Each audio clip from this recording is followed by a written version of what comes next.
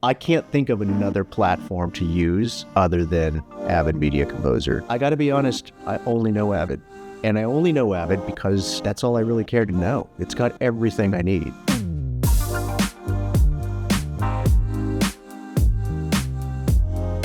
Hi, I'm Noel Guerra, ACE, newly member. I'm one of the editors on The Voice who's been nominated for a 2024 Emmy. The thing I enjoy about The Voice and working on The Voice is the dedication that goes into the show. The staff, and I'm not just speaking about the editors, I'm speaking about everyone on the show. And of course, the editors specifically, but there's a great deal of dedication and pride that goes into working on The Voice. It's something that, to be around like-minded individuals creatively, but then to have that extra step of that dedication and that pride that goes into your work, that's pretty amazing.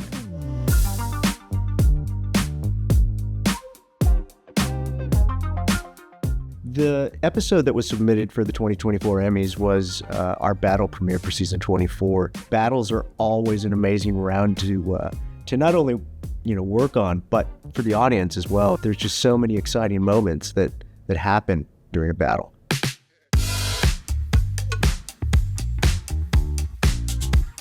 The way that I found out about our nomination this year for Primetime 2024, I had uncharacteristically woken up early. I don't know why. And I just happened to be speaking to one of our supervising editors, Robert, who is, not only a colleague, but a dear friend of mine. And I said to him, I'm afraid to look. What happened? Or, did we get it? And he had kind of indicated that he didn't think so. But the show had gotten nominated overall, which for us is equally exciting because if the show's nominated, it's a win for everyone. We're a team. We're not individuals. So I just happened to be looking and I saw our name and I was confused because I wasn't sure if that was that day or if that was a previous nomination or something. So I immediately called Robert and I said, I'm looking at our nomination. Can you double check? Because it says 2024 and I think we're in 2024. And yeah. And then,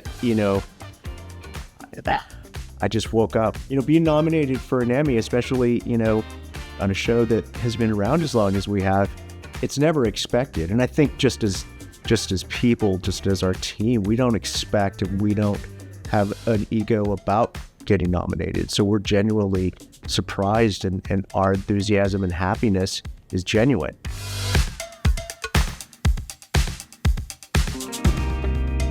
The challenges of working on, for instance, a battle episode, the episode that we got nominated for this year, aren't what one would consider normal in an editorial staff, but I feel incredibly important.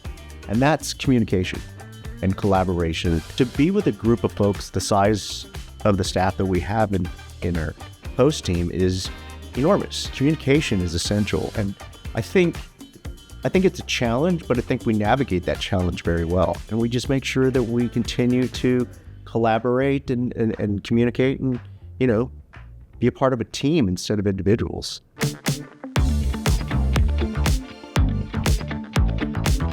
I had gotten laid off from my aerospace job and had no clue and started to work, went to school to take radio television courses. I called a college buddy and I'm not ashamed to say it, I begged him for a job. He got me a job at Unitel Video, which really dates myself. And it was working on Avids. And so when I sat down in front of an Avid for the first time, in the late 90s, I was just blown away. I just threw myself into it, just into the deep end. I wanted to know everything about Avid, and I became an Avid tech. One of the clients, oddly enough, was Star Trek on the Paramount Studios lot. There happened to be an opening one day, and as they say in the industry, you're in the right place at the right time. And that's what happened. And so strangely, I kind of owe Avid for my career. I know it sounds crazy. I get it. But that's how I started. I started as an Avid technician, and that was my end.